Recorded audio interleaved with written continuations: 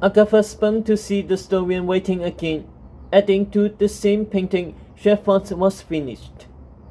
This time, it was painting something on Sophie's Way, the catwalk between Eiffel and the schoolmaster's tower. The pen drew in slashes of lines, filling in slowly. When misting over the catwalk, and through the wing, a shadow, Agatha realized it, coming towards their tower. Tall, hulking, with a black hat put low over the face. It was carrying something over its shoulder. Her stomach clammed. "Pirates!" she said. Instantly, students sprang up from the floor, backing away from the window. Agatha turned and saw the shadow in real life, skulking across the catwalk towards the schoolmaster's tower. With the wind pummeling harder, fouling his face under his black hat, she still couldn't see which pirate he was, nor could she see what he was toting over his shoulder. He wore all black instead of silver chainmail, his leather coat flapping in the wind. He must be of high rank, Agatha thought. Like Kay. The pirate moved with no hurry, his white legs slowed by a clear limp, his tall black boots snapping against stone.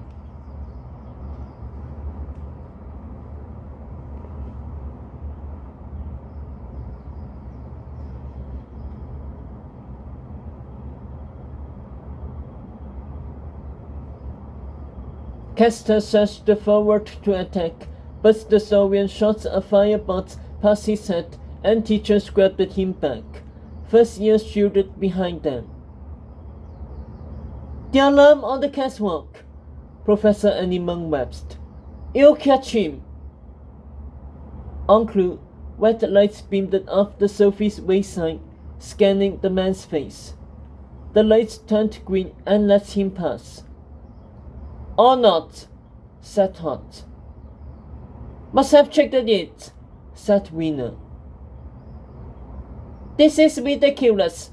We are not a bunch of geese about to be turned into a pie," Hester blushed. "There one of him and a whole school of us." She turned to Annabelle. "Ready?" "Even with one arm," Annabelle replied coolly.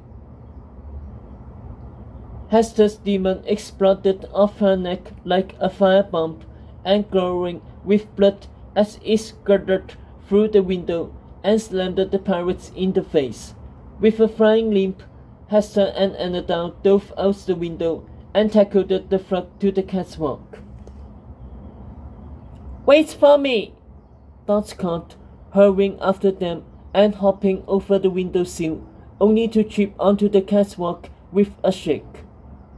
Behind her, students gawked as Hester and Annabelle wrestled the pirates. "What are we waiting for?" Agatha snapped at them. "Charge!"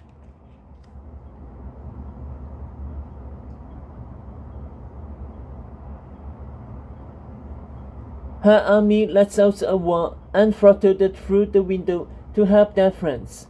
As they besieged the villain with kicks and punches and amateur stun spells, Dot rushed through the crowd, knocking first years aside, determined to rejoin her coven and do her part.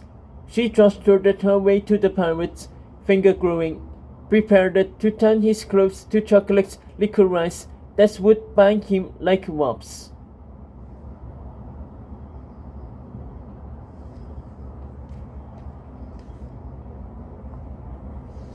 She saw his face and screamed. "Stop!" The attack ceased, everyone spinning to dots, confused.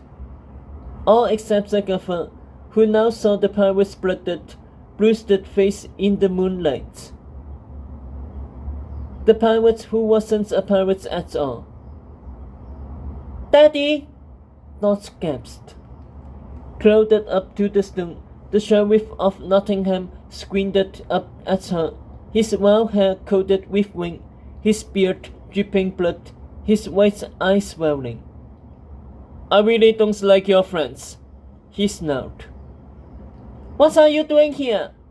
Dawes asked as she, Hester, and Anna sheepishly helped him up, the sheriff giving the latter two a hasteful look. His face contorted with pain as he ignored his daughter and looked right at Agatha. If you want to save your boyfriend, we have to go now. Agatha's chest tightened again, her eyes starting off the catwalk towards the castle. Go where? There's no way out. There's pirates. They're coming. Except they weren't coming, she realized it. Because she didn't see any pirates at all. Not on the catwalk. Not in the school for evil. Not in the school for good. Every last pirate gone. It's a trap, she thought. No time to faff around, Agatha, the sheriff glowed. Ryan ain't just killing your boyfriend. He's killing all of them, Dovey included. It hit Agatha like a kick to the stomach. She saw teachers pile around her, hot too, scared of Nicola. Bring your best fighters, the sheriff ordered, turning to leave. Young ones and teachers stay behind to protect the school. Agatha couldn't breathe. But I told you, there's no way to get us out of here safely. Even if we could, there's no way to get us to Camelot in time. Yes, there is, said the sheriff, turning back to her. He raised his arm and held up a familiar grey sack, its ripped pieces stitched together, something squirming inside. His blooded lips curled into a grin. Same way I took care of all those pirates.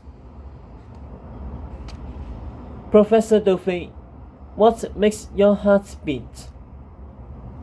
I know where Merlin is. He means for me to find that clump of hair he sent with Anna Dowsworth. He knew I'll understand. But what I know will come to nothing unless I tell someone. Someone who can find Merlin if Tetros and I die. Someone out of Wild's clutches. I must tell them before the S-Force. But who? And how?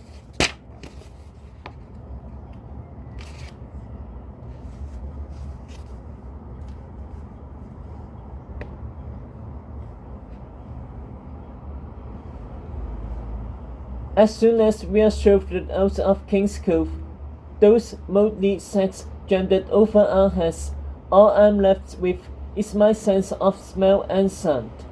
I feel myself kicked up a staircase, my limbs knocking against the other captives. I recognize Tetros' solid arms and claps his wetting hand before we are pulled apart. Borden hushes, Williams whimpers, Valentinus and Adra's high-heeled boots clatter out of rhythm. Nicola's breath starts and stops, a sign that she's deep in thought.